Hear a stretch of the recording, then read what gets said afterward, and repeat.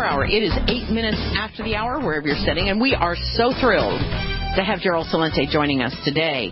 This is his first time appearing on the Power Hour, and we hope it will not be the last. He is a trends forecaster, publisher of the Trends Journal, founder of the Trends Research Institute, and he is located in Kingston, New York. He is founder-director and publishes the Trends Journal, and I am just so thrilled to have him join us today. Everybody knows his name, knows what he's all about, and that's why I'm so thrilled. I don't want to waste any time. Thank you so much, Gerald, for joining us in the Power Hour today. Oh, thanks so much for having me, Joyce.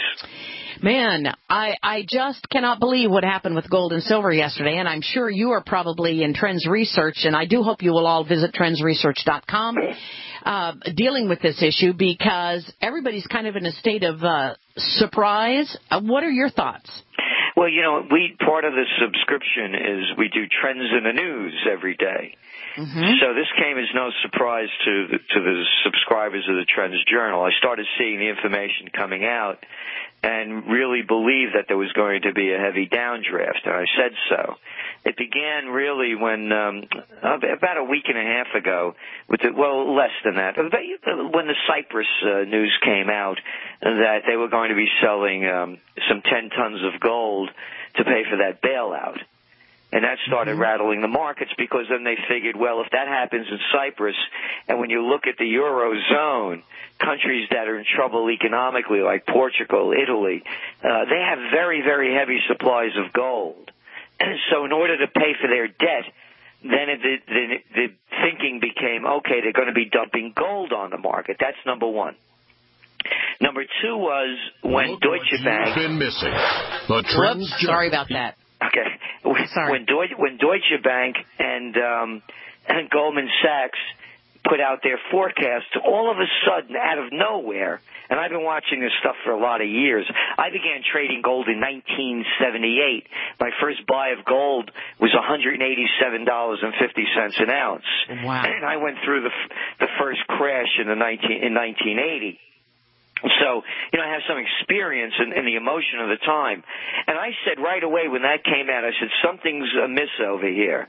All of a sudden, two major banks and a criminal organization came out with these forecasts of gold, downgrading of gold significantly. I said, this is something to watch. It's important. Here's my take on it. They are rigging the bond market in front of our eyes. This is not a conspiracy theory. The fact of the matter is that in Europe and the United States and in Japan, for example, in the United States, they're buying $85 billion worth of mortgage-backed securities and treasuries each month. They're rigging the game. Number two, remember that little five-letter word that nobody knew what it meant, LIBOR? Mm-hmm. They rigged the interest rate game to the tune of hundreds of trillions of dollars. That is not a conspiracy theory. It is a fact. I had never, ever bought gold for fears of inflation. I was not in that camp. I was buying gold for fears of debasing the currencies. Inflation comes about when you debase the currencies, is that you need more money of that currency to buy the product. The price of the product hasn't gone up. The value of the currency has gone down. So $1, whatever it costs for a pound of coffee in Zimbabwe, the cost of the pound of coffee didn't change the value of the Zimbabwean dollar. The Zimbabwean dollar, the United States dollar, the euro, the yen, they're all being debased by quantitative easing, ongoing monetary transactions, or call it whatever you want to. So to me, gold prices should only be going up because of continual debasement of the currencies. Now, if you're debasing the currencies in front of everybody's eyes and they're steamrolling into gold, what's going to happen? They're going to call a panic. And they won't be able to keep up their Ponzi scheme by printing this digital money not worth the paper it's not printed on. So what do you see happening in the near future? Near future, as in today and tomorrow? Near future, nobody could tell. again, if the other thing to understand with this is that the gold market is so thinly traded, so it could be easily manipulated. And as we're seeing now, as we're speaking, it went up, $40 today. Mm-hmm. So you can't tell. And then there's the wild cards. Look, they just called a bank holiday in Cyprus. That's out of the news now. You couldn't get your money out. You could Google this up. I was on Fox News, Tom Sullivan, Easter Sunday. Gerald, Celente, Tom Sullivan, Easter Sunday. And I was on a couple of weeks before that. And I said, with the Cyprus on Easter Sunday, I said if there was ever an instance of why to own gold or silver, Cyprus is the proof. They closed the banks for nearly 2 weeks. You can't get any money out. You think if you had gold or silver, you could buy what you wanted or what you needed? Not only could you do that, you could get a darn good price for everything that you were buying because they were so hungry for cash. So I believe that the total financial system is on the verge of collapse, should have collapsed a long time ago, but they're doing all of these backdoor deals.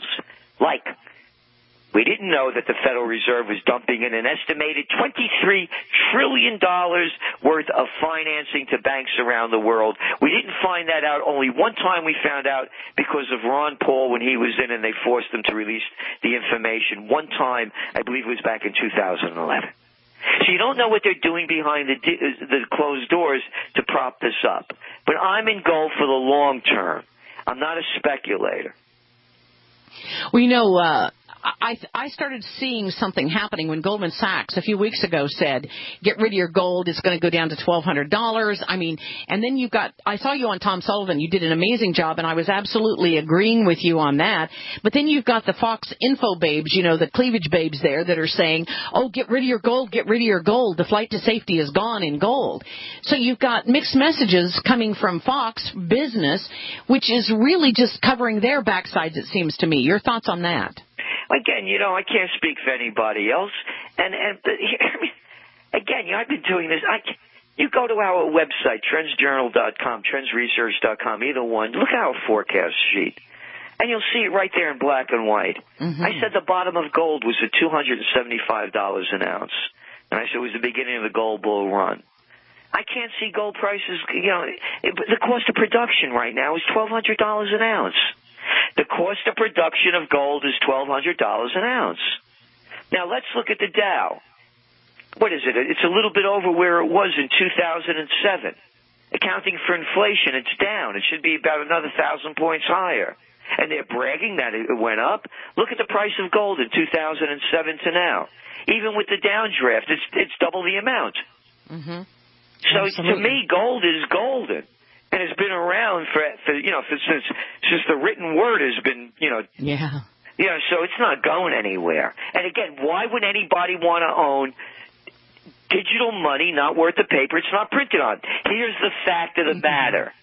After all of these trillions of dollars that they pumped into the system since the panic of 2008 happened, nothing has improved. The only thing that improved is the too big to fails got bigger. The richer, the multi-billionaires got more billions, and you look at the job creation, these are facts, these are real numbers, these are not made up. When the Great Recession hit, the jobs that were lost were mostly middle-income paying jobs. Since that happened, the majority of the jobs are low-wage paying jobs. The median household income is below 1999 levels. To me, there's no greater flight to safety than gold. And for the record, you see the Trends Journal, not 1 inch of advertisement. We don't take money from anybody other than the subscribers. I'm saying what I believe. I get requests and have been getting requests from different gold companies, silver companies, you name them. We will not do business with anybody for commercial purposes. So I'm not hawking or selling anything. This is the way we see it with all the other trends we write about it. So there's no special interest here. I want to make that 100% clear.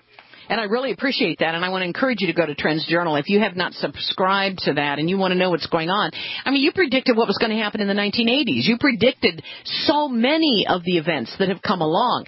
And, of course, everybody wants to know, how is it that you know this? What makes you different than all the pundits on TV that act like they know what's going on? I'm a political atheist. I don't believe in this nonsense. People hold on to their political parties like a religious belief. And they keep voting them into. I began my career, Joyce, at a graduate school. I ran campaigns, political campaigns in Westchester County. It's the richest county in the United States. They were grooming me. They sent me up to Albany, and I was the assistant to the secretary of the New York State Senate at 23 years old.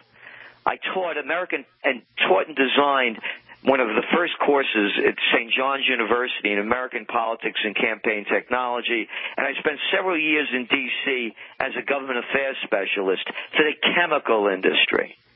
So I know what all the sides look like. One of the writers for the Trends Journal is Dr. Paul Craig Roberts, former Assistant Treasury Secretary under Reagan.